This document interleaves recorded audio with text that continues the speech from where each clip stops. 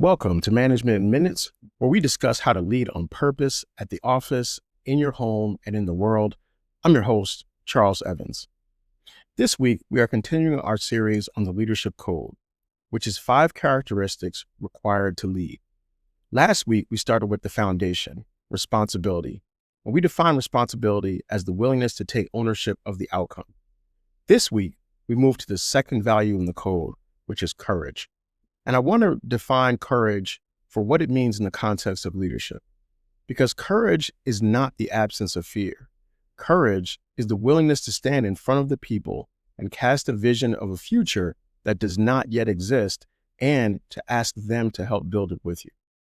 Now, we have seen examples of this type of courage in business and in the world.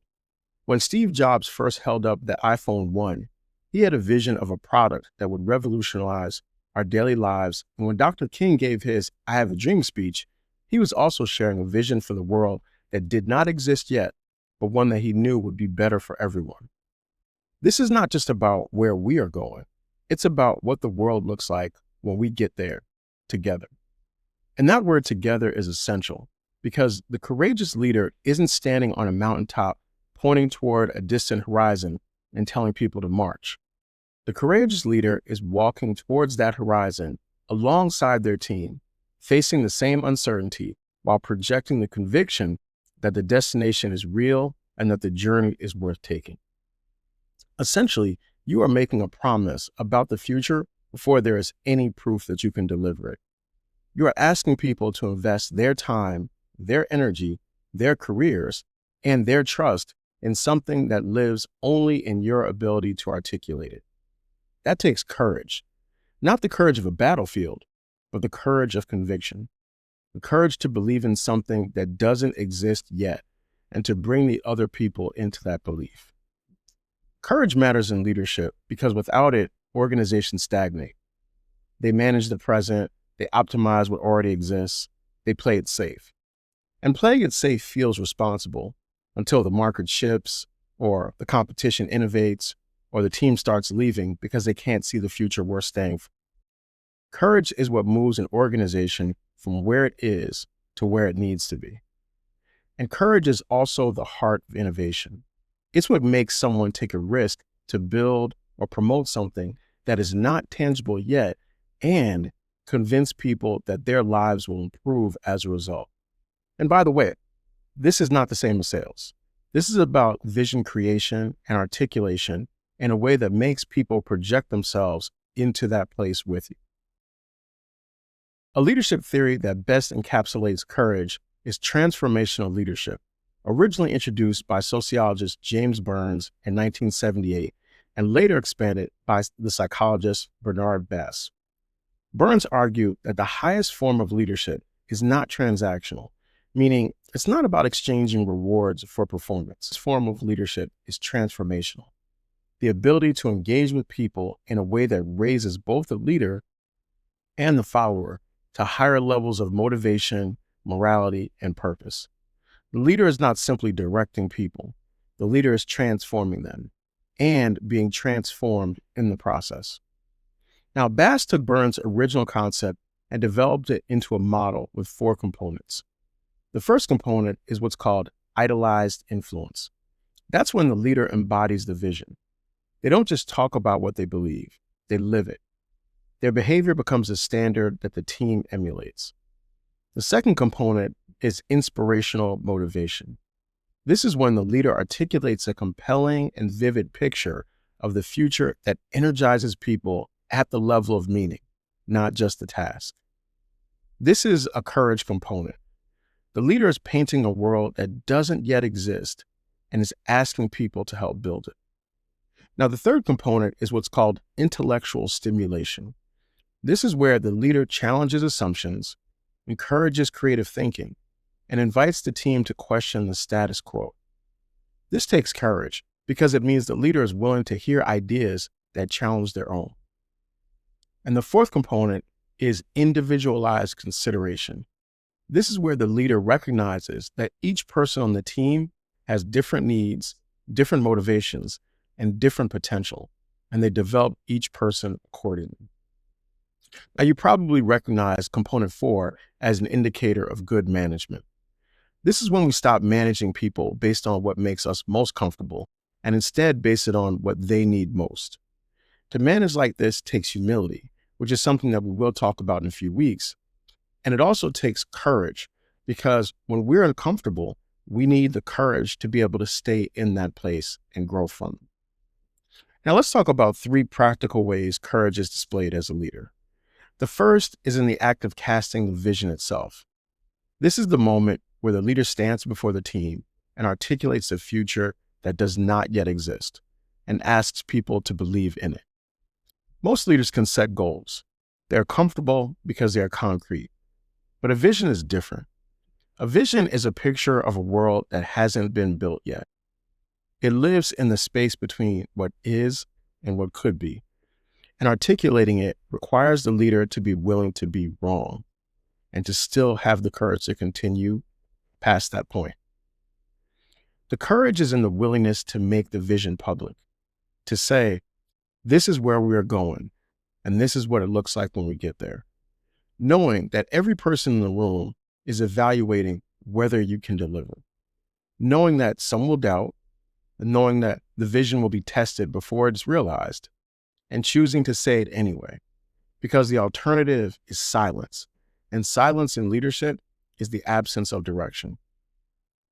The funny thing about a challenging vision is that there are always people that are motivated to do more because of them.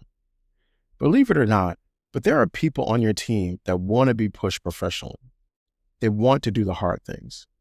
They're bored and their work has become stale and predictable. And these are the people that are going to help to make the vision a reality. But you have to give them something worth working hard for. Now, the second way courage manifests itself in leadership is being willing to make the unpopular decision when the vision demands it. Casting the vision is the first act of courage. Protecting it is the second. Every vision, once spoken, will be tested. Resources will be limited. Competing priorities will emerge. People will resist the change that the vision requires. And in those moments, the leader will face a choice. Compromise the vision to maintain comfort, or hold the line and accept the friction. Courage in this context means choosing the long term over the short term, even when the short-term consequences are painful. It means making the staffing decision that serves the vision, even when it's uncomfortable. It means reallocating the budget toward the future, even when it creates tension in the present. It means saying no to the opportunity that looks attractive, but pulls the organization away from where it needs to go. Now, Bass called this intellectual stimulation, the leader's willingness to challenge the status quo and to make decisions that disrupt the current order in the service of the future one. And this is not recklessness. It is disciplined courage, the ability to evaluate the options, to see the long arc, and choose the path that serves the mission, even when it's not the popular one. It doesn't matter what industry you work in. Hard decisions will have to be made. There's always a point where someone is going to be asked to do more, usually with less, to set things up better months or years into the future. Chances are, if you're a leader in your organization, you've been asked to make those sacrifices and you've delivered. It's not easy, but sometimes that's the way it is. It's also very hard to tell people that they can't work on the project they really want to because the vision is the priority of the time, or that additional financial resources are going to be deployed towards that vision at the expense of increasing the headcount of the team. Those are some of the hard decisions. They aren't always popular, but sometimes that is just the way that it is. Now, the third manifestation of courage is one of the hardest, but it's where you can really shine. It's when you have a chance to stand in the gap when the vision is tested and everyone around you is questioning whether it's worth pursuing. Every leader who has ever cast a bold vision has experienced the valley. That's the period where the results haven't arrived yet, the early enthusiasm has faded, and the doubts are louder than the conviction. This is the moment where most visions die, not because the vision was wrong, but because the leader lost the courage to keep holding. Standing in the gap means continuing to embody the vision when the evidence hasn't caught up yet. It means walking into the room with the same conviction you had on day one, even when the numbers aren't there, even when the team is fatigued, even when the voices around you are suggesting that it might be time to scale back or pivot. This is not about being stubborn or ignoring reality. It's about having the discernment to know the difference between a vision that needs to be abandoned and a vision that has not had enough time to mature. One of the best things you can do for the maintenance of your vision is to show people that it's serious enough for you to be uncomfortable yourself, that you're willing to take on more time, more work, and that you're willing to model what it looks like to others. That's how you can be transformed by the process while others are being transformed by your example. So in summary, courage is the second value in the leadership code. Last week, we talked about responsibility as the foundation, and in this context, we are defining it as the willingness to take ownership of the outcome. This week, courage builds on that foundation by asking the leader to do something even harder, to create a vision for the future and ask people to follow you towards it. Transformational leadership, as developed by James Burns and expanded by Bernard Bass, gives us the framework.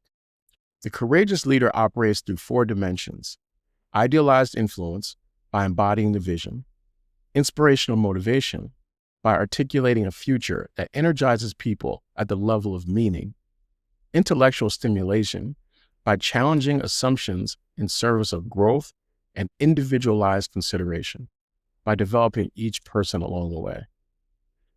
Practically speaking, courage manifests itself in 3 ways. First, in casting the vision, standing before the team and articulating a future that does not yet exist, knowing you might be wrong and choosing to say it anyway. Second, making the unpopular decision in service of the vision, choosing the long term over the short term, even when it creates friction in the present. And third is standing in the gap when the vision is tested, holding the conviction when the results haven't arrived yet, and the doubts are louder than the confidence. Remember, courage is not the absence of fear. It's the decision to lead in the presence of it. And it is what transforms a responsible leader into a visionary one. So that's the breakdown on courage. Now, next week, we get to talk about discipline. If you've listened this far and you enjoyed the show, please like, subscribe, and share this podcast on Apple, Spotify, and YouTube. And remember, leadership is a choice. And as always, lead on purpose. I'm Charles Evans, and this has been Management in Minutes.